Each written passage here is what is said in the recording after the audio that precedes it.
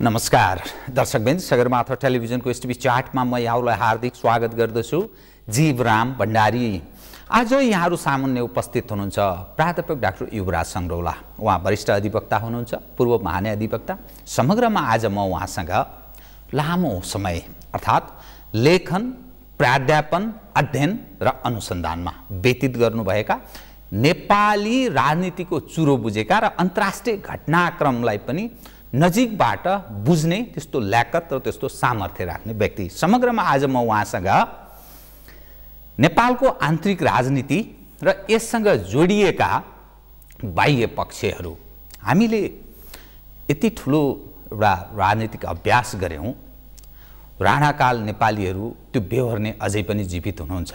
60 सालमा प्रजातन्त्र आयो, तत्पश्चातका अनेकौं उकाली गोराली।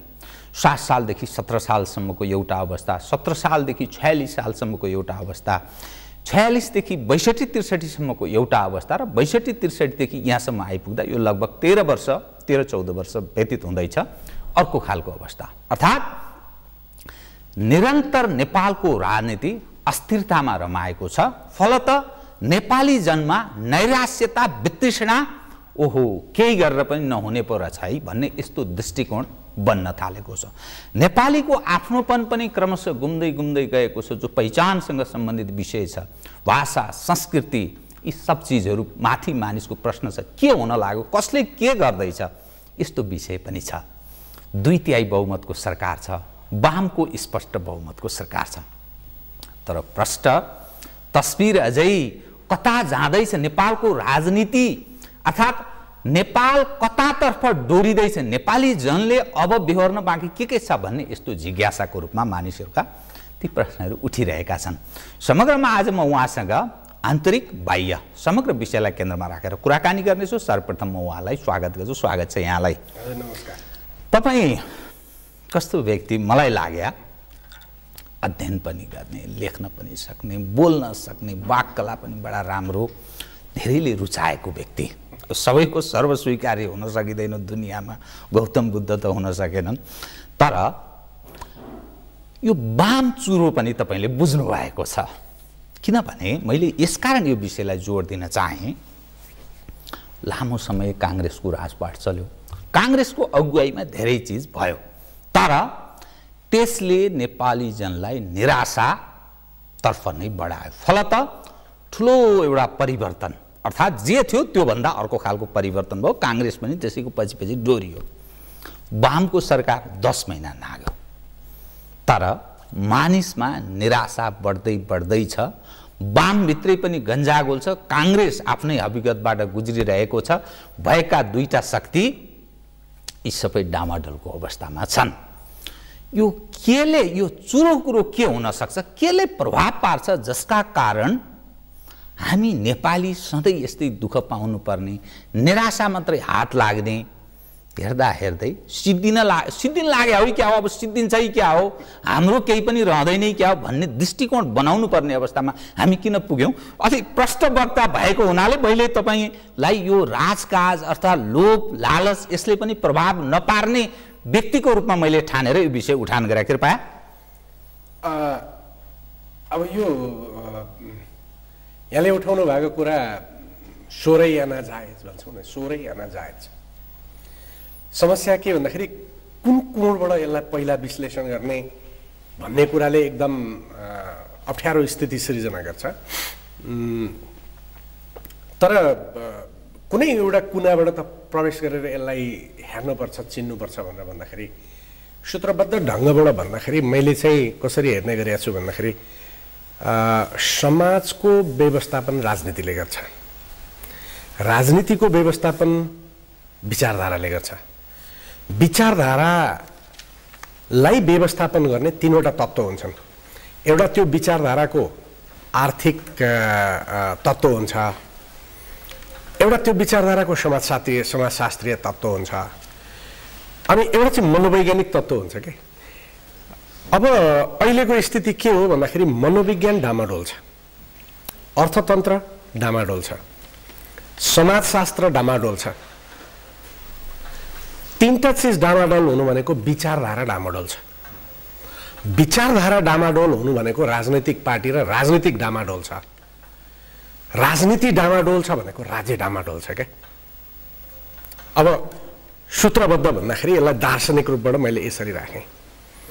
तीनटा पक्षबाट हेर्दाखेरि मैले अरू थप तीनटा यसको एङ्गलबाट हेर्दाखेरि के देख्छु भन्दाखेरि हिस्टोरिकल नेपालको ऐतिहासिक विश्लेषण गर्दा मैले देखेको कुरो 2007 सालमा 1950 को सन्धि, त्योभन्दा अलिकति अगाडि नेपालको आन्तरिक राजनीतिमा खेलेको जवाहरलाल नेहरूको घिनलाग्दो एउटा चाहिँ त्यो विश्वेश्वर प्रसाद कोइरालाले आफ्नो आत्मवृत्तान्तमा लेखेको कुरा छ नि, त्यो कुरालाई छोड्दा अब नेपालको राज्य व्यवस्थामा एउटा नेपाल स्वतन्त्र राज्य भएर अगाडि बढ्नुपर्छ भन्ने कुरा त खास गरी केही नेताहरू केही हदसम्म विश्वेश्वर प्रसाद कोइरालाले जवाहरलाल नेहरूसँग कन्फ्रन्टेसन गरे। सायद त्यहीबाट राजा महेन्द्रलाई अलिकति इन्सपिरेसन पनि भयो। एउटा राजनैतिक पार्टीको नेता त भारतको विरोध गरिरहेछ, म त राजा हो नि भन्ने कुरो आयो होला। टङ्कप्रसाद आचार्य अनि केआई सिंह लगायतका मान्छेहरूको हामी परम्परादेखि एउटा अलग स्वतन्त्र राज्य हुँ भनेर उठेको एउटा मान्छेले राष्ट्रवाद भन्छन् देशभक्ति के, देशको सार्वभौमिकता र देशको स्वतन्त्रताको संरक्षण गर्नुपर्छ भने त्यो राजा महेन्द्रको व्यवस्थाबाट नेपाल स्वतन्त्र भन्ने एउटा अवधारणा सुरु भएर आयो। तर आरके यादवले लेखेको किताबमा इन्दिरा गान्धीको जुन त्यति बेला रको चिफलाई इन्दिरा गान्धीले भनेको कुरो छ, त्यो कुरो त कसरी उठ्या रहेछ भनेर भन्दाखेरि यो राजा महेन्द्रका राष्ट्रवादले त भारतलाई अप्ठ्यारो पार्ने भयो, त्यसकारण मधेसको तराई छुटाउनुपर्छ भन्ने त इन्दिरा गान्धीले भनेर त्यति बेला खगेन्द्रजङ गुरुङलाई बोलाएको रहेछ। खगेन्द्रजङ गुरुङको चिनिया कम्युनिस्ट पार्टीसँग नजिकको सम्बन्ध, कुनै तरिकाले चीनलाई पनि भोलि प्रभावित पार्नुपर्छ यो मान्छेलाई समातेर भन्ने तरिकाले होला भारत बोलाएर राजा महेन्द्रको राष्ट्रवाद भनिएको छ। भलै त्यो नेपाली जनताको देशभक्ति थियो, राजा महेन्द्रको राष्ट्रवाद त त्यो हेपा प्रवृत्तिको भनाइ मात्रै रह्यो। नेपाली जनताको देशभक्तिलाई समाप्त पार्नुपर्छ भन्ने जुन एउटा भारतको त्यो त्यति बेला उठ्यो, त्यसको विरुद्धमा खेल हुँदै हुँदै जाँदाखेरि राजा महेन्द्र मरे। राजा महेन्द्र अब कतिपय मान्छेले भन्छन् राजा महेन्द्रको मृत्यु हार्ट एट्याकबाट भयो कि भएन भन्ने कुरो खोजीको विषय हो भनेर अब म कन्भिन्स भएको छु। खोज्नुपर्छ राजा महेन्द्र के चिजले तपाईलाई त्यो कुरो केले मलाई पार्यो भने खगेन्द्रजङलाई इन्डियामा इन्दिरा गान्धीले बोलाएको छ भन्ने कुरो राजा महेन्द्रलाई थाहा भयो। अनि राजा महेन्द्रले उनलाई हेटौडा लिन पठाए। हेटौडाबाट चितवन ल्याइएपछि खगेन्द्रजङले यो अलिकति वृत्तान्त लगाएपछि राजा महेन्द्रले के भने तपाईँ नजानुहोस्, यो हाम्रो राष्ट्र हो, यो स्वतन्त्र राष्ट्र हो, हामीले आफ्नो राष्ट्र माया गर्नुपर्छ भनेपछि मैले वचन दिइसकेँ आउँछु भनेर अब नजाँदा त म झुट्टो भन्ने ठहरिन्छु भनेपछि राजा महेन्द्रले तिमी के भन्छौ भन्ने कुरो त्यहाँ सोधेनन्। तर राजा सक भए। त्यहाँ खगेन्द्रजङको आत्मवृत्ति त्यो मेमोरीमा लेखे अनुसार उनी गए। त्यसको केही दिन पछाडि शिकार खेल्न टाइगर टप्समा राजा महेन्द्र गए। अब टाइगर टप्समा शिकार खेल्न गएको बन्दुक बोकेर सिकारी लुगा लगाएर हात्ती चढेर गएको मान्छे बिहान भात खारै गयो होला नि त। राजा हट्टाकट्टा छ, हार्ट एट्याक हुन पनि त केही एकाध घन्टाको त हुन्छ होला नि त, सास फेर्दा फ्ल्याट त हुँदैन होला। त्यो उनी हार्ट एट्याक भयो, उनी लडे। जोन कम्प्याक्ट त्यो टाइगर टप्सको त्यति बेलाको अध्यक्ष उसको तिग्रामा लडेर उनी मरे त्यति बेला। अहिले पछिल्लो समय सिआइएको यो रिजन हेर्ने मान्छे थियो भन्ने भएपछि यो खगेन्द्रजङको कुरो, इन्डियाको कुरो, अहिले रहले लेखेको कुरो, अनि त्यसपछि लियो रोजले नेपाल टुक्रिन्छ भन्ने कुरो, अनि अहिले पछिल्लो लियो रोजको मण्डलाले निकालेको किताबमा धेरै नेपालीहरूले पढ्नुपर्ने थियो। जोन वेल्टन भन्ने ब्रिटिस एउटा लेखक छ, इतिहासकार नेपालको बारेमा, अत्यन्तै विकृत नेपालको बारेमा इतिहास लेख्छ। त्यो पृथ्वीनारायणको एकीकरणको बारेमा एकदम त्यो नकारात्मक हेपेर त्यो लेख्छ। त्यहाँ उनले लियो रोज को थियो भन्ने कुरा चाहिँ त्यो बोलेको छ के। CIA को मान्छे बर्कलेमा उसको विरोध भएको कुरो हिमालयन बाउन्ड्री कन्ट्रीको हेर्ने अमेरिकन स्टेट डिपार्टमेन्टले दिएको फन्डिङ यो सारा कुराहरूको वृत्तान्त चाहिँ छ यसले गर्दाखेरि राजा महेन्द्र कतै मारिया त होइनन् भन्ने एउटा अर्थात् यसलाई यो कुनै दिन मैले अहिले त्यो लेखेको यो south Asia China Jio economics भन्ने किताबमा यो फेयरिस्टलाई मैले सबै राखिदिएको छु त्यसपछि अब त्यसले पछि बताउला त्यतातिर नजाउँ मैले भन्न खोजेको कुरा चाहिँ के हो भन्दाखेरि राजा महेन्द्रको सत्ता यसैमा इन्टरप्रेट तपाईँको त्यो पुस्तक के सार्वजनिक गर्दै हुनुहुन्छ तपाईँ त्यो पुस्तक 13 गते सार्वजनिक हुन्छ अनि त्यो राजा महेन्द्रलाई सही ढङ्गबाट शासन गर्न दिएर तपाईँ हामीले बुझेको कुरो दिल्लीको एउटा मिटिङमा इन्दिरा गान्धी फुत्तै उठेर हिँडिदिएका घटनाहरू सारा कुराहरू छन् ती वृत्तान्तहरू आइसकेका छन् त्यसपछि राजा महेन्द्रको पालादेखि अहिलेसम्म नेपालको राज्य व्यवस्था सधैँभरि त्यो कस्तो भने छालमा चलेको डुङ्गा जस्तो क्या स्मुथली जान नपाउने ढलपल ढलपल ढलपल ढलपल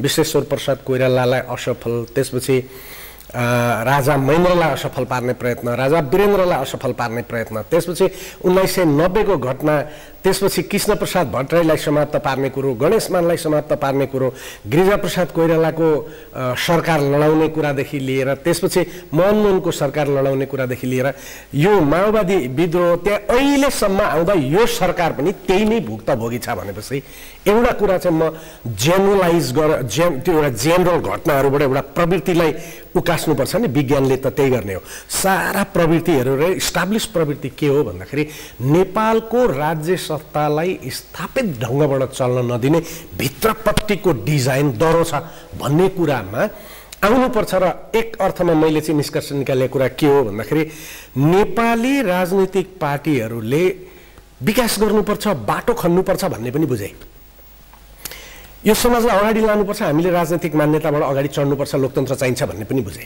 सबै कुरो बुझे तर बुझेनन् के भन्दाखेरि यो देश सञ्चालन गर्न भित्रपट्टि नदिने तत्त्वहरू खतरनाक छ देशको सार्वभौमिकता र स्वतन्त्रता जहिले पनि खतरामा छ र हामीले त्यसलाई व्यवस्थापन गर्नुपर्छ त्यो व्यवस्थापन गर्नका लागि हाम्रा राज्य संयन्त्रहरू चुस्त हुनुपर्छ अनि आफ्नो राजनीतिक पार्टीभित्र घुसपेट हुन नदिने खालका कुराहरूलाई बुझ्नुपर्छ र देशको अर्थतन्त्र समाजशास्त्र र मनोविज्ञानलाई व्यवस्थित ढङ्गबाट लानको लागि राजनीतिज्ञहरूले मात्रै होइन देशको बौद्धिकहरूको एउटा ठुलो सङ्ख्या रिसर्चको माध्यमबाट योजना बनाउने माध्यमबाट नीति बनाउने माध्यमबाट जुनसुकै राजनीतिको पार्टीको सरकार आए पनि ती व्यक्तिहरू राष्ट्रका लागि काम गर्ने सामाजिक वैज्ञानिकहरू अन्य प्राविधिकहरूको रूपमा काम गर्नुपर्छ भन्ने कुरो राजनीतिक पार्टीहरूले बुझ्दिएनन् र उनीहरूलाई के लाग्यो भन्दाखेरि संविधान बनेपछि देश त अब त्यो डुङ्गा चाहिँ बडा छालमा चलिरहेको थियो संविधान घोषणा गरे जस्तै सम्म फेवातालमा पुग्छ भन्ने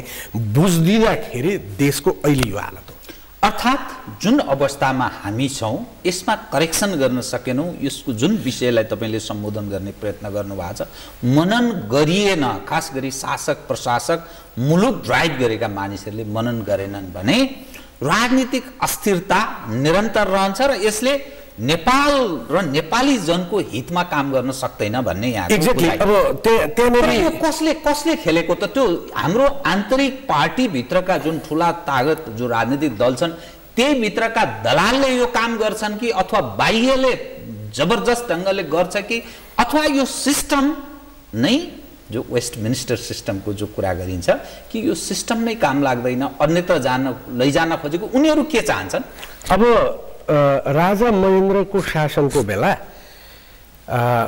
लियो रोज भन्ने मान्छे जो यहाँ बस्थ्यो बाहिर दौरा सुरुवाल लगाएर पशुपति पनि छिर्दो रहेछ नेपालको राजालाई पनि यदा कदा भेट्यो उसले नभेटेको मन्त्री कोही पनि थिएन उसले नभेटेको नेता कोही पनि थिएन र उसले आफ्नो किताबमा के लेख्यो भनेर भन्दाखेरि राजा महेन्द्रको एकजना मिनिस्टरले यो देश चाहिँ बाँडिन्छ टुक्रिन्छ उत्तर चीनले लान्छ दक्षिण भारतले लान्छ भन्ने चिन्ता छ हामीलाई भनेर भन्यो भन्दाखेरि उति बेला पनि त त्यही रहेछ नि लियो रोज खेलिरहेको थियो नि भित्रपट्टि यी चिजहरू थिए भनेको मतलब सिस्टमको प्रत्येक ठाउँमा पश्चिम वेस्टर्न ब्लकले चीन र भारतलाई हेर्नको लागि आफूले फिट गरेका संयन्त्रहरू छन् चाइनाले भारत र वेस्टर्नर्सहरूका गतिविधिलाई वाच गर्नका लागि फिट गरेका आफ्ना संयन्त्र पनि होलान्।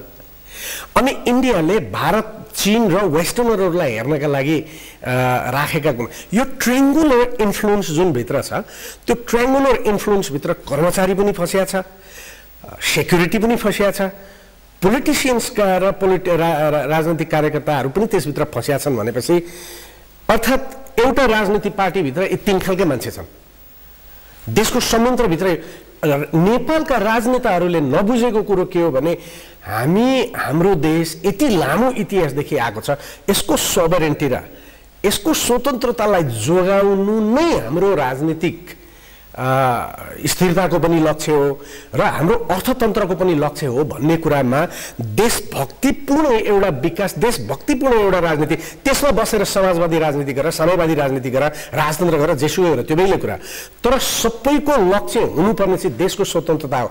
त्यही चाहिँ बिर्सिएर, देशको सार्वभौमिकता र स्वतन्त्रता चाहिँ बिर्सिएर विकासका कुरा, लोकतन्त्रका कुरा, संविधानका कुरा गर्दै रह्यौँ हामी। भनाइको मतलब के भने फेद चाहिँ मकाइरह्यो, हाँगामा फल चाहिँ खोज्दै रह्यौँ। अब यो कसले गर्यो भन्ने खालको कुरोमा मैले यसलाई समग्रमा भन्दाखेरि मैले मेरो किताबमा चाहिँ इन्ट्रेस्टेड आउटसाइड पार्टिज भनेको छु। के अनेक हुन सक्छन्, परिस्थिति परिवर्तन हुँदा कहिले कुनै एउटाको बढी होला, कहिले एउटाको, तर एक्सटर्नलै हुने नेरो हाम्रा छिमेकी पनि होलान्, परका पनि होलान्, धेरै खालका तत्त्वहरू छन्। तर तीन खालको अहिले तत्त्वको एउटा स्थिति मैले देशमा देखेको छु, जसले गर्दाखेरि समाज अस्थिर छ र अहिलेको सरकारलाई त्यसमा नियन्त्रण प्राप्त गर्न पनि कठिन भइराखेको स्थिति म देख्छु। एउटा घटना हेरौँ, जब अहिलेको सरकार बन्यो नेपाली जनताको ठुलो एक्सपेक्टेसन थियो र कतिपय कुराहरू तत्कालीन राजनीतिक पार्टीहरूले यस्तो गर्छु उस्तो गर्छु भनेर धेरै ठुल्ठुला कुरा सपना नदेखाइकन हामी देशको समृद्धिलाई सही ढङ्गबाट नीति बनाएर लिएर अगाडि जान्छौँ भन्ने तरिकाले प्रचार गरे भए पनि यति धेरै एक्सपेक्टेसन हुन्थेन होला।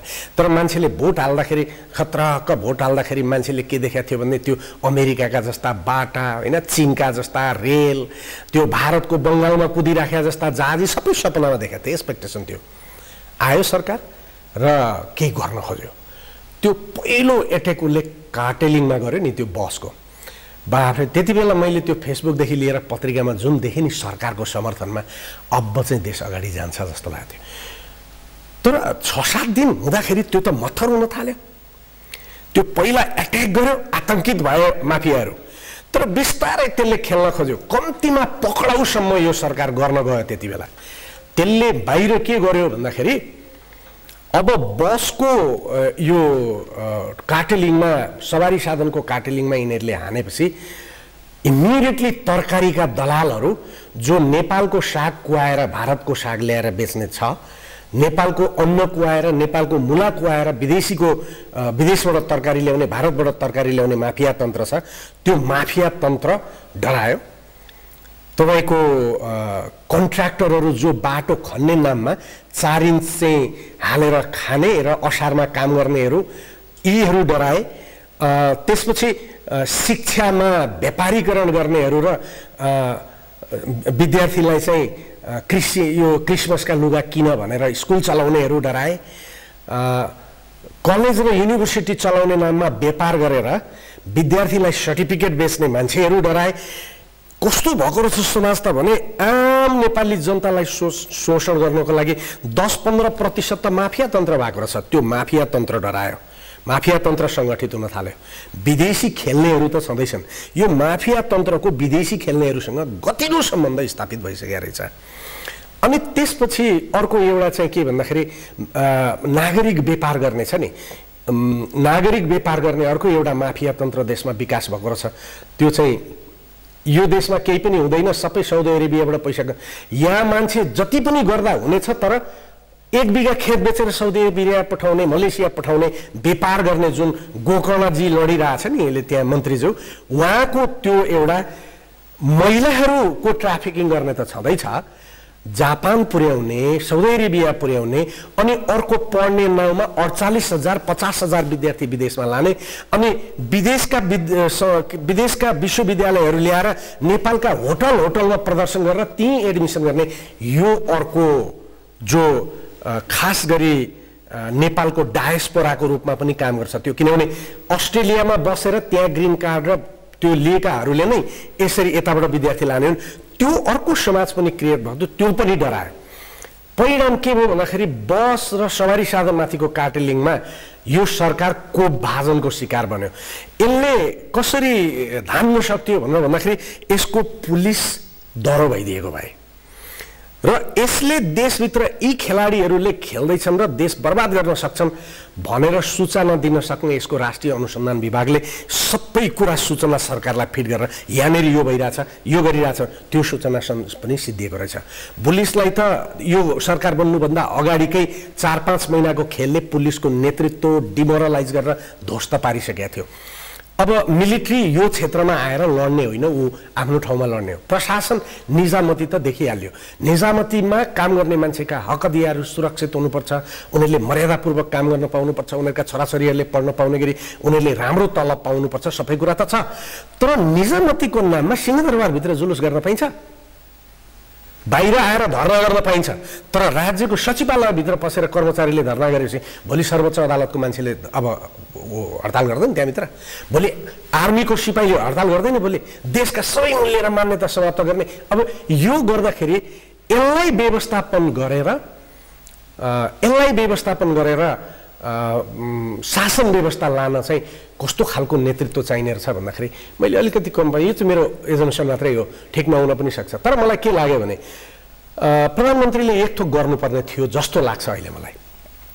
यो सरकार 2 तिहाई आइसकेपछि केही समय पार्टीका सबै अनुभवी वरिष्ठ मान्छेहरूको एउटा गहकिलो सरकार हुन्छ नि, जस्तो त्यो परराष्ट्र मन्त्रालयमा नारायण काजीलाई नै राखेको भए, माधव नेपाललाई पनि जस्तो पार्लियामेन्टदेखि कुनै एउटा ठाउँमा तपाईँले जिम्मा लिदिनुहोस् भनेको भए, अनि वामदेवलाई पनि यहाँ जिम्मा लिदिनुहोस् भनेको भए, सो यो एउटा स्टलवार्ड भन्छ नि त्यो पार्टीको माथि नेतृत्व गर्ने एक ढिक्का सरकारमा गएको भए त्यो पार्टी पनि त्यहीँ जान्थ्यो र उनीहरूले आत्मबलका साथ अहिले चाहिँ त्यसलाई फेस गर्न सक्थ्यो होला। भयो के भन्दाखेरि वरिष्ठ राजनीतिज्ञहरू सबै बाहिर बसे, पार्टीमा उहाँहरूको भूमिका भएन भनेर उहाँहरू भनिरहनु भएको छ अहिले।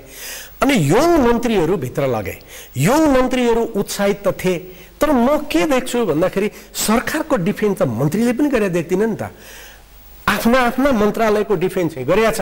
अर्थात् सफलता जति मन्त्रालयको, असफलता जति प्रधानमन्त्रीको स्थिति। अनि प्रधानमन्त्रीको सरकार होला नि त, प्रधानमन्त्रीले त नीति निर्देशन दिने होला, मन्त्रीहरूले चाहिँ जस्तो भनौँ न श्रममा गोकर्ण विष्टज्यूले राम्रो काम गर्नुभयो भनेर प्रचार आयो। नेपाल सरकारले राम्रो काम गर्यो त त्यसमा आएन नि, श्रम मन्त्रीको मेहनत भनेर आयो, अर्कोको पनि त्यस्तै आयो, अर्कोको पनि। तर गृह मन्त्रालय असफल भयो, यसले काम गर्न सकेन, निर्मला पन्तले न्याय पाए, उनका बाबुआमाले न्याय पाएनन् भन्ने जस्ता कुरा चाहिँ फेरि प्रधानमन्त्रीको असफलता भनेर गयो। भनेपछि देख्न चाहिँ हामीले प्रष्ट के देख्यौँ भने जुनसुकै सरकार भोलि यो सरकारलाई फेरेर माधव नेपालको सरकार बनोस्, प्रचण्डको सरकार बनोस्, देउबाको सरकार बनोस्, कमल थापाको सरकार बनोस्, यिनै माफिया तन्त्र, बाहिरबाट खेल्ने विदेशीहरू र यो मान्छेको व्यापार गर्ने नेपालीहरूलाई विदेश लाने तस्करहरूको जुन एउटा संयोजन रहेछ त्यसले हरेक देश सरकारलाई यसै गरी असफल गर्छ। र यससँग जुझ्नको लागि मैले देखेको अहिले सबैभन्दा महत्त्वपूर्ण कुरो चाहिँ के हो भने राज्यका संयन्त्रहरू समाप्त भएछन्।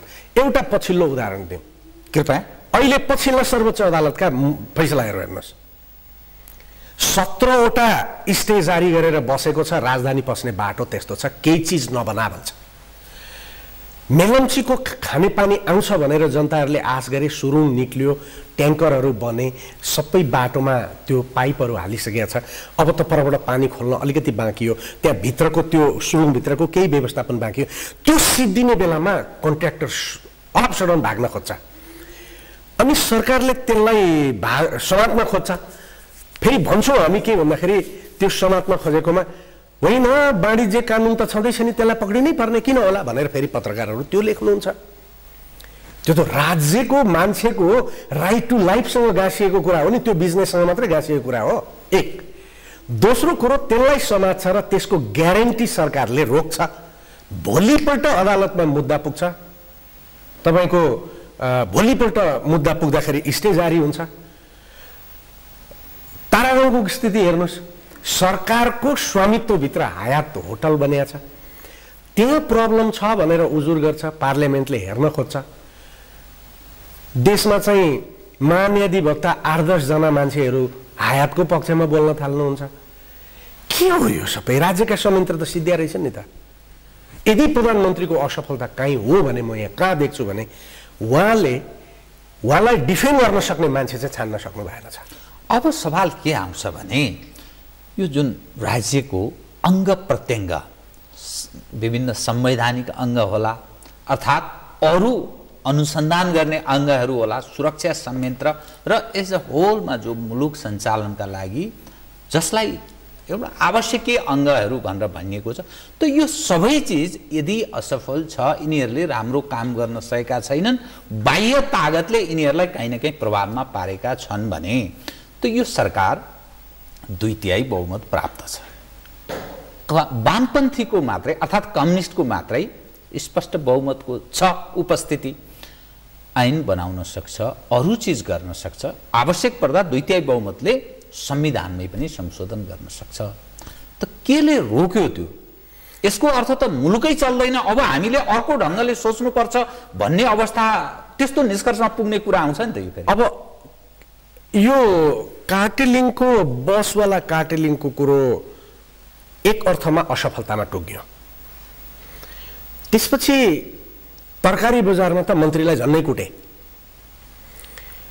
निर्मला पन्तको एउटा सिम्पल एउटा अपराधको घटना, कस्ता कस्ता घटनाहरू संसारमा अनुसन्धान भएका छन्, तर जीवराम सरलाई एउटा कुरा निवेदन गरौँ, यो घटना निर्मला पन्तको घटनामा त उनी जिउँदै रेप भएको घटना थिएन नि त। रेप चाहिँ भएको तर जिउँदै भएको अवस्था त थिएन नि। उनको त भेटिएको त लास हो नि। मरिसकेपछि अनुसन्धान त हत्यामा गर्नुपर्थ्यो होला नि, रेपमा किन गरियो? यो जानेर गरियो कि नजानेर गरियो? पानीमा त रेप गर्दैन होला, शरीर त पानीमा भेटिएको छ, अनि एउटा खुट्टो दोब्रिएको छ, एउटा खुट्टो तेर्सिएको छ, उनको गुप्ताङ्ग छोप्ने गरी त्यहाँ चाहिँ त्यो सुरुवाल छ। मारेर लगेर फ्याँक्या हो भन्ने कुरा त प्रश्न देखियो नि त। अनि कसैले मारेर लगेर फ्याँक्दा त्यस्तो आनन्दले फ्याँक्छ?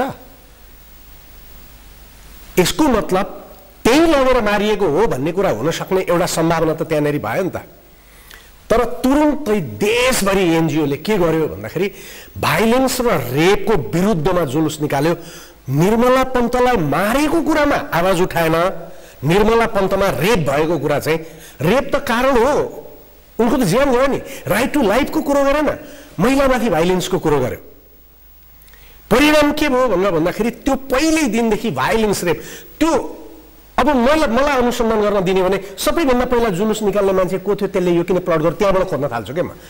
पहिले जुलुस निक्लिन थाल्यो रेपको बारेमा, परिणाम के भयो? पुलिस संयन्त्र सबै रेप खोज्न थाल्यो। निर्मला पन्तको भेजाइनल स्वादमा स्पम छ कि छैन खोज्न थाल्यो। घाँटी निचोरेर मारेको थियो कि घाँटी बाँधेर, हत्याको प्रमाण खोजिदिएको भए त रेपको प्रमाण आफै आउँथ्यो नि। यो त्यसपछि कस्तो कस्तो आयो हेर्नुहोस् न, कहिले के खालका जुलुस आए, कहिले के खालका जुलुस आए, एक खालको जुलुस आउँछ हराउँछ, अर्को खालको जुलुस आउँछ। यो डाइभर्ट गर्न क्राइम कति बढ्यो हेर्नुहोस् त। यो वर्ष रेपको घटना अफवाह एउटा चाहिँ एउटा डरलाग्दो स्थितिमा रेप छ, ज्यानका घटनाहरू, भ्रष्टाचारका घटनाहरू। यो त हिजोदेखि भत्किएर आएको समाज थियो नि। यो सरकारले के बुझ्नु पर्थ्यो भने म भाँचिन लागेको, तोडफोड हुन लागेको जहाजको क्याप्टेन भएर आइरहेको छु, मैले पहिला जहाजलाई दुरुस्त बनाएँ भने मात्र म जान सक्छु भन्ने कुरो बुझ्नु पर्थ्यो। सरकार कसरी ल्यान्डिङ गर्यो भनेर भन्दाखेरि एउटा जापानले बनाएको बडा इलेक्ट्रोनिकल्ली फिटफाट भएको फलामको दह्रो वेभले नबाज्ने जहाजको क्याप्टेन हो भन्ने तरिकाले सरकारले टेकअप गर्यो। अनि नेपाली काङ्ग्रेसभित्रको लडाइँ हेरौँ न, नेकपा कम्युनिस्ट पार्टी भित्रको लडाइँ हेरौँ, राप्रपा भित्रकै लडाइँहरू मिल्न पुग्छन्। आज बेलुका मिल्ने भयो भनेर तयार हुन्छ, भोलिपल्ट मिल्दैनन् क्या। हरेक पार्टीभित्र र हरेक संयन्त्रभित्र त खेलिराखेको छ नि त। त्यसकारण मेरो भनाइ के हो भन्दाखेरि एउटा पार्टी एउटा सरकार र एउटा राजनीतिक शक्तिको मात्रै होइन हर किसिमका राजनीतिक शक्तिभित्र खेल छ। त्यो हिजो अस्ति पछि आएको विवेकशीलको पनि त्यहाँ के लफडा भएको होइन, को खेलिरहेछ यो कुरो बुझिएन। त्यसकारण चाहिँ सरकारले पार्टीलाई एक ढिक्का बनाएर लाने र पार्टीले सरकारलाई बोक्नुपर्ने कुरो थियो। तर अहिले त स्थिति के भन्दाखेरि सबै पार्टीभित्र त बरु कम्युनिस्ट पार्टीका केही मान्छे र काङ्ग्रेसका पार्टीका केही मान्छे नजिकका साथी होलान्, त्यहाँभित्र चाहिँ मारामारको स्थिति। यो कुरो उहाँहरूले आत्मविश्लेषण गर्नु पर्यो नि, पहिला कसले खेलिराखेको छ अनि भाँचिन लागेको डुङ्गालाई लिएर जाने स्थितिमा पुगेको देश त्यसलाई पहिला कहाँ काँटी ठोक्ने हो, काठ हाल्ने हो, के हाल्ने हो, त्यसलाई लिएर जाने होला। अनि स्मुथ ठाउँमा पुगेपछि त बरु बगरमा निकालेर नयाँ बोटलाई सबै कुरा बनाएर रन्डा लगाएर इनामे लाएर लाने होला नि त। सरकारले कसरी सुरुवात गर्यो भनेर भन्दाखेरि त्यो 100 मिटरको म्याराथन 100 मिटरको दौड गरे जस्तो गरेर दौडियो। अब अहिले चाहिँ सरकारको स्थिति कस्तो भइराखेको देख्छु भन्दाखेरि त्यो अस्ति एकजना महिलाको खुट्टो भाँचियो म्याराथनमा अनि उनले घोडाले घिस्रिएर गएर भए पनि अगाडि निक्लिएको जस्तो स्थिति भन्दाखेरि नागरिकमा निराशा अहिले छ। किन भन्दाखेरि सरकार यो बीचमा फेल भएको हुनाले नागरिकले विश्वास गर्न छोडेको स्थिति छ। गाउँतिर सरकारले केही गर्दैन भन्दा पनि नागरिक चाहिँ के छ भने हामी अभागी जन्मिएर छौँ, कोही आए पनि केही नहुने भयो भन्ने खालको कुरो। तर एभ्री नागरिकले गाउँमा पनि यो देशभित्र विदेशीले खेलेको छ भन्छ क्या, गच्चमा कुरो। एकजना महिलासँग मैले त्यहाँ त्यो तहको एउटा चेतना छ। अनि तल एकजना सामान्य महिला साग बेच्ने महिला, डोकामा साग ल्याएर चाहिँ खुरकोटमा बेच्ने महिला, उहाँसँग बसेर राम्रोसँग कुरा गर्दाखेरि गर्न त गर्थे होला नि सर, अब विदेशीले खेलेको छ देशमा हैन। फ्रस्ट्रेसन सरकारले केही गर्दैन, राजनीतिक पार्टीको सरकार वा सरकारले केही गर्दैन भन्दाखेरि यिनीहरूलाई गर्न दिँदैन मान्छे, यो डेन्जरस हो।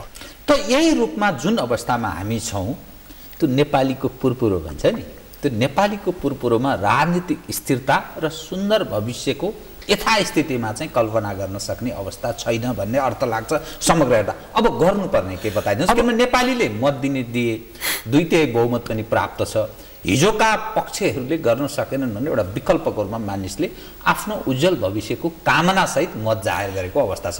तर अब यसमा दुईटा एप्रोचबाट हेर्न सकिन्छ। मैले एउटा चाहिँ फ्रेन्च मोडल भन्छु। नेपोलियनले त्यो राजा यस्तै थियो नि त, योभन्दा पनि खतरनाक थियो। यो भाषबाट जब उसले सत्ता प्राप्त गरेर देशलाई बाहिर निकाले, नेपोलियनले के गर्यो भनेर भन्दाखेरि आखिरी जनता डरा भए देश डरा हुने हो, जनता डरा नभए देश डरा हुँदैन, उसको दिमागमा गाडिएको एउटा मान्यता थियो। तत्काल उसले के गर्यो भन्दाखेरि फ्रान्सले अब राम्रा बाटा बनाउनुपर्छ, नागरिकहरू बग्गीमा हिँड्नुपर्छ, स्कुल राम्रा हुनुपर्छ, फ्रान्सले पढ्नुपर्छ, उद्योग खोल्नुपर्छ र फ्रान्सले जहाजहरू बनाएर विश्वमा व्यापार गर्नुपर्छ। उसले त्यो डेभलप गर्यो। 8 वर्ष 10 वर्षमा यति छोटो समयमा त्यो फ्रान्सको निराशालाई बदलेर मान्छेलाई काममा लगाए। यसरी झ्वाट्टै फ्रान्सलाई निकाल्यो कि संसारमा त्यति छोटो समयमा त्यति धेरै विकास गरेर म अब संसारलाई खाइदिन्छु भन्न सक्ने ताकत बनाएको अर्को देश छैन। एउटा मोडल। अहिलेको आवश्यकता भनेको नागरिकले आफै उत्पादन गर्न सक्छ। हाम्रा खेतहरू बाँझा छन्। 1 खरब 8 अरबको खाद्यान्न आयो 2017 मा। 10-12 अरबको मासु आयो। अर्थात् सबै थोक आयो। करिब 2 खरबको चिज हामीले खाने लाउने आयो। आयात गर्ने देशको रूपमा परिणत भयो। अस्तिका दिन मैले एउटा कार्यक्रममा पेन्ट सर्ट लाएर गएँ। यहाँ पार्लियामेन्टमा एउटा यो गोर्खा भूतपूर्व सैनिकहरूको बारेमा बोल्न मन। त्यहाँ अलिकति मिटिङ ढिलो सुरु भयो। अनि यसो कल्पना गरेँ मैले, तल खुट्टादेखि हेरेँ, जुत्ता चाहिँ यहीँ बनाएर छ मेरो, मोजा पेनदेखि माथिसम्म मेरो त भित्र लाउने कट्टुसम्म पनि विदेशमा बनाएर छ। त्यही कारण दौरा सुरुवाल आज तपाईँको यो पूर्ण आज म खुट्टादेखि टाउकासम्म छ भनेपछि जबसम्म नागरिकलाई उत्पादनमा लान सकिँदैन, 1 संविधानले समाजवाद भनेको छ। त्यसलाई त रामचन्द्र पौडेल र देउबाले पनि माने हो, कमल थापाले पनि माने हो, अनि उपेन्द्र यादवले पनि माने, सबैले मानेर समाजवाद उन्मुख भनेर संविधान त ल्याए नि त। अब जाने बाटो त समाजवादको ढाँचामा हो नि त, आफ्नै किसिमको डिफाइन गरेर जाने समाजवादमा जाने हो नि त। एउटा कुरा उत्पादनलाई विकास नगरेर, मानिसहरूको उत्पादकत्व विकास गरेर, राज्यले मार्केट सृजना गरिदिएर राज्यले संरचना निर्माण नगरिकन देश कसरी अगाडि जान सक्छ? तर मैले त जता पनि छलफल गरेको के भने निजीकरण, निजी क्षेत्रको प्रवर्धन गर्ने भनेपछि त्यो मात्रै छ भनेपछि अहिलेको सरकारले यदि धेरै कुरा नगरेर काकरबिटा सप्तरीदेखि कञ्चनपुरसम्मका ठाउँ-ठाउँमा तलको बाटो 6 लेनको बनाउन काम थालिदिएको भए, मध्य राजमार्गलाई 4 लेनको बनाउन ठाउँ-ठाउँमा काम गरिदिएको भएदेखि, कसैको अवरोध बेगर डटेर बनाउन थालेको भए, राष्ट्रिय एउटा निर्माण कम्पनी बनाएर त्यसले काम थालिदिएको भए र एउटा बजारको व्यवस्थापन गरिदिएदेखि मान्छे हौसला आउँथ्यो, उत्पादन गर्न थाल्थ्यो, बाटो खन्न थाल्थ्यो, विदेश जान छोड्थ्यो। दुर्भाग्य के भयो भन्दाखेरि पीडा कहाँनिर हुन्छ हामीहरू जस्ता मान्छेलाई भन्दाखेरि बाहिर मान्छेले यिनीहरू त सरकारलाई भन्न सक्छन् नि भन्ने महसुस गर्छन्। हाम्रो मन्त्रीसँग, संसदसँग, कोर्टसँग सम्पर्क बोलचाल पनि भइरहेको हुन्छ, हामी भनिरहे पनि हुन्छौँ। तर डाँडामा झुसुलतिर हिँड्या जस्तो एस्कालेटर हिँड्या छ, सब खोतल्या छ। एउटै डाँडामा 1 किलोमिटर परबाट माथि टुप्पामा पुर्याएको छ, पल्लो किलोमिटर घर घर बाटो खने, सबै पैसा जति तेल र पहाड खन्नमा लगाएको छ। समाजवाद आउँछ यसरी। दोस्रो कुरो, संघीयतामा के जानु हुँदैन थियो, गएपछि त्यसको मर्यादा त राख्नु पर्थ्यो नि त। 7वटा सरकार गठन भए, केन्द्रले त ठुल्ठुला आयोजनाहरू आफूले निर्माण गर्ने, अनि त्यसपछि परराष्ट्र नीति बनाउने, यी कुराहरू गर्नुपर्ने थियो। बाँकी बाटो खन, कुलो बना, पानीले त त्यो प्रान्तीय सरकारलाई एक्टिभेट गरेर हुन्थ्यो नि। यहाँ माथि मन्त्रालयका सचिवले त्यो तलको ती मुख्यमन्त्रीहरूलाई पिएम जतिको दर्जा दिएको छैन। हेर्नुहोस्, हरेक कुरा सर्कुलरबाट भनेपछि त्यो त हिजोको अञ्चलाधीशको जस्तो कार्यालय पो भयो, माथिबाट गृह मन्त्रालयले चलाउने। स्थानीय र सङ्घीय मन्त्रालयले प्रान्तीय अधिकार पनि तिनीहरूलाई देऊ, काम गर, पैसा पनि देऊ, र के भन्यो भने यो वर्षभित्र यति चिज विकास भएन भने तपाईँको मुख्यमन्त्री रहँदैन, तपाईँको सरकार रहँदैन भनेर दिएर त ती काम गर्थे नि। तिनीहरूको काम चाहिँ के, सबै सरकार केन्द्रमा काम गर्ने, स्थानीय तहमा उसले चलाउने, ती चाहिँ अनि तल दायाँ र बायाँ कुद्ने, अनि भत्ता खाने मात्रै बनाए। अर्थात् सङ्घीयतामा त्यो प्रान्तीय सरकारको अवमूल्यन केन्द्र सरकारले गर्यो। या त सङ्घीयता नदेऊ, दिने भए तिनीहरूलाई अधिकार देऊ, मेरो भनाइ यो। अब त्यहाँ पनि नीतिगत रूपमा, यो नीतिगत रूपमा सरकारलाई कसले फसायो? कर्मचारीहरूलाई फसायो। कर्मचारीहरू त्यो पावरै दिन तल दिन किनभने उनीहरू आफू बन्न चाहन्छन्। त्यो एनालिसिस पनि भएन। अब सरकार या त नदेऊ, दिएपछि त्यसरी देऊ भन्नु भने किन, या त नदेऊ भन्ने किन? यहाँको के होइन, अब मान्छेको त्यसलाई सङ्घीयतामा नगएको भए पनि हुन्थ्यो भन्ने थियो, तर गइसक्यो संविधानमा। अब भनेपछि संविधानमा तपाईँहरूले बनाइसकेपछि तपाईँहरूमै कतै शङ्का त छैन त्यसमा? शङ्का छ भने तपाईँहरू भन्नुहोस् न प्रष्ट। तर प्रान्तीय सरकार बनिसकेपछि एकपल्ट एक्सपेरिमेन्ट गर्न, यदि त्यो असफलै हुन्छ भने पनि असफल दिनु, यत्रो खर्च भएको छ त्यसका लागि, त्यसले काम गरेर खर्च कमाउँथ्यो कि बा भन्ने पनि एउटा छ नि। त्यतातिर पनि जान सकिएन। अब सबैभन्दा महत्त्वपूर्ण त्यसमा चाहिँ के भनेर भन्दाखेरि, मैले भनेको एउटा सामान्य नागरिकको रूपमा मैले हिजो पनि एउटा तथ्याङ्क भने 5400-500 मेगावाट आवर चाहिँ बिजुली सरकारका कम्पनीहरूले निकालेर रहेछन्, जस्तो कुलेखानी जस्ताले। 4500 समथिङ चाहिँ निजी क्षेत्रको रहेछ। दुईटा मिलाएर 1000 मेगावाट घन्टा जति चाहिँ त्योबाट 800 उहाँबाट ल्याएको रहेछ इन्डियाबाट। लोड सेडिङ भयो, कुलमानजीलाई प्रधानमन्त्री बनाउनुपर्छ, यो त त्यो फेसबुकमा आउँछ नि त्यो मान्छे चाहिँ कसलाई भनेर भन्दाखेरि कुलमानलाई प्रधानमन्त्री बनाउने कि रवि लामिछानेलाई बनाउने, भोट गर्नुहोस् भनेर यो गर्छ कसले? यो प्रभुत्व गर्ने को? यो प्रभुत्व यो वास्तवमा यो विषय एउटा छ। अनि म हेर्दाखेरि कतिजना मान्छे प्रधानमन्त्री बनिसकेका छन् देशमा भन्दाखेरि एउटा नि त्यो ती त राम्रै मान्छे हुन् नि, त्यो लेख्दा ती मजाक भइसक्यो देख्न थालेँ क्या। तर आखिरी कुलमानजीले गरेको चाहिँ जम्मा के रहेछ भन्दाखेरि यहाँ आन्तरिक भित्रको व्यवस्थापन गरेर यहाँको करप्सनलाई सिद्ध्याएर लोड सेडिङ इन गरेका चाहिँ होइन। कुलमानजीले चाहिँ गरे के रहेछ भन्दाखेरि भारतसँग राम्रैसँग सम्झौता गरेर उतापट्टिबाट बत्ती ल्याए, कम्तीमा नागरिकबाट लाइट यो लोड सेडिङबाट मुक्त गरे। अहिले नत्र मैले यहाँ टेलिभिजन दिँदा बाहिरपट्टि डङ डङ डङ डङ डङ जेनेरेटर चलिरहेको थियो, त्यो राम्रो कुरा हो। झन्डै 450 मेगावाट भारतबाट हामी आयात गर्छौँ, फलत हामीले बाल्न पाएका छौँ।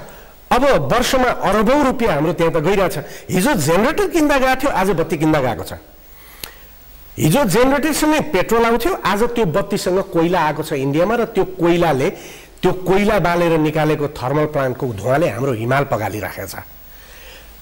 यदि यो सरकारले नेपालका सबै जनतालाई 1 रुपियाँदेखि सेयर हालेर, विषयनगरजीको उदाहरण सिक्नु पर्यो, पृथ्वीनारायण शाहको 1 रुपियाँको पनि सेयर किन्न पाउँछौँ र हुनेले 50,000 को पनि हाल्न सक्छौँ भनेर 7वटा प्रान्तमा नागरिक ऊर्जा लगानी एउटा कम्पनी बनाएको थियो भने हामीसँग करिब करिब 5 खरब रुपियाँ उठ्थ्यो। किनभने हरेक नेपाली नागरिकले बाबुआमा मर्लान्, छोराछोरी मर्लान्, के होला भैँचालो आउन भनेर 25,000 रुपियाँ राख्ने त 20 लाख छ।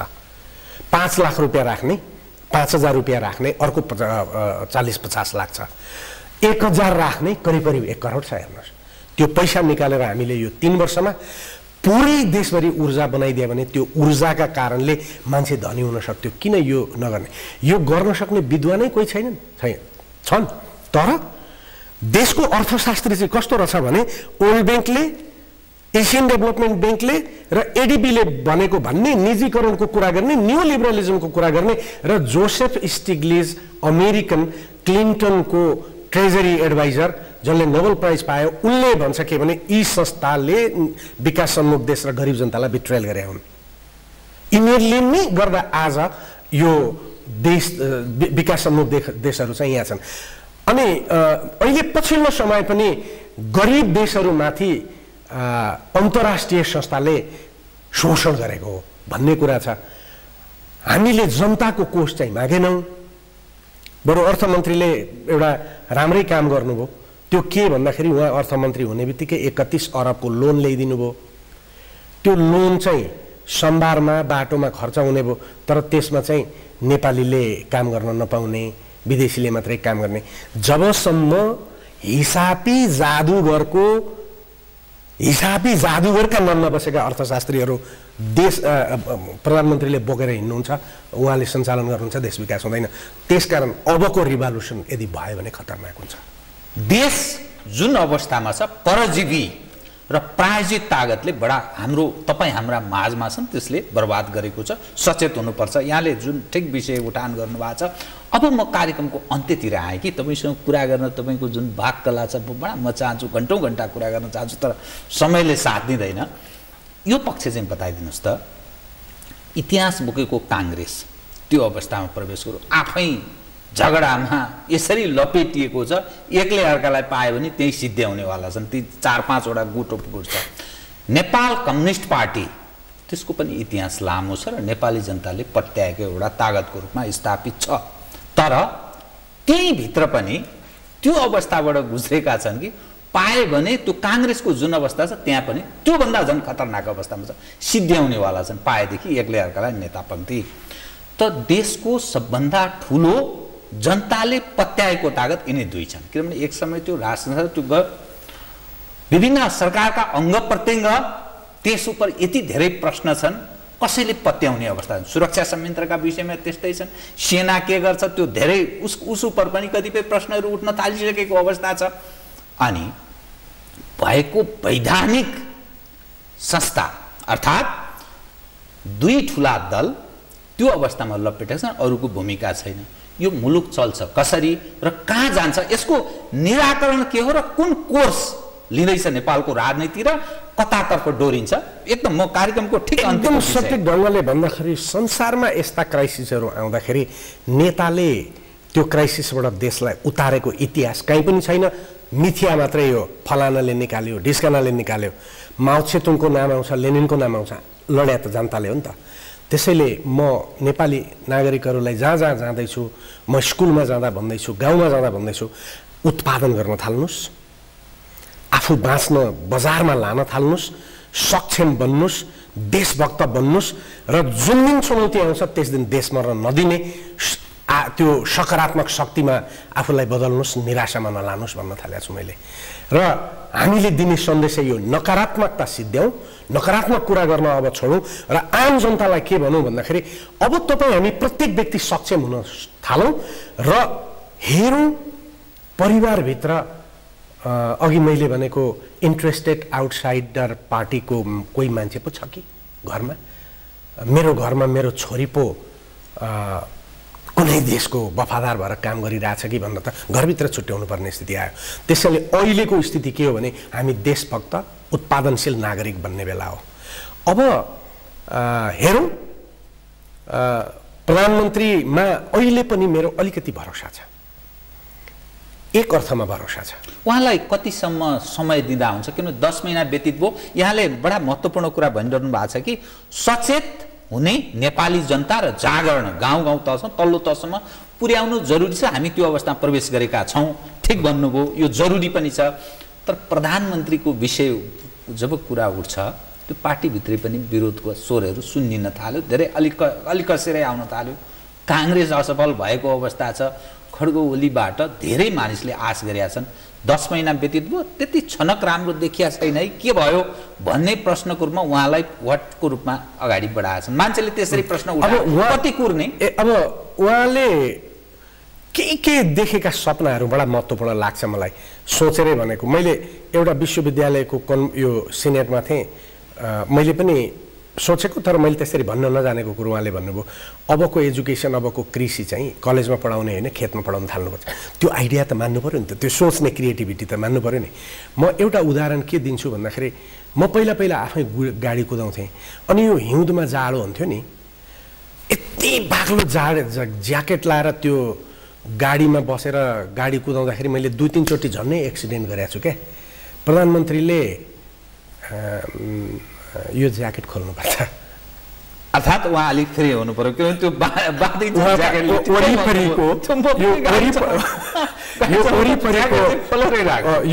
वरिपरिको उहाँको त्यो चिजलाई हटाएर उहाँले यो राजनीतिक पार्टी, यो विचारधारा नबनी देशका योग्य वैज्ञानिकहरू, देशका योग्य डक्टरहरू, देशका योग्य इन्जिनियर, देशका योग्य वकिल, देशका योग्य समाजशास्त्रीहरू लगेर काम गर्नुभयो भने अगाडि जान्छ।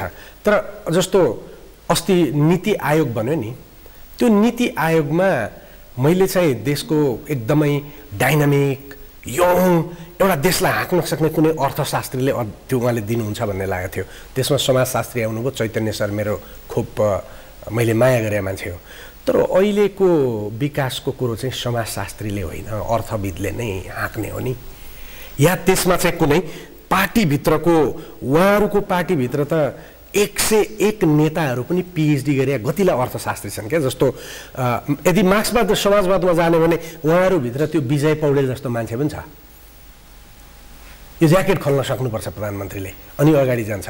अब कहिलेसम्म दिउँ भनेर भन्दाखेरि उहाँले ज्याकेट खोल्नुभयो र अगाडि लानुभयो, कसैले दिनै परेन अगाडि जान्छ। ज्याकेट लगाइरहनु भयो भने पार्टीभित्र लडाइँ भइरहन्छ। अब त्यो त उहाँले महसुस गर्ने कुरा हो। समय छ, नेपाली समाजभित्रै त्यस्ता ऊर्जावान मानिसहरू छन्, अझै सम्भव छ, आश गरौँ है कि केही समय अझै हेरौँ।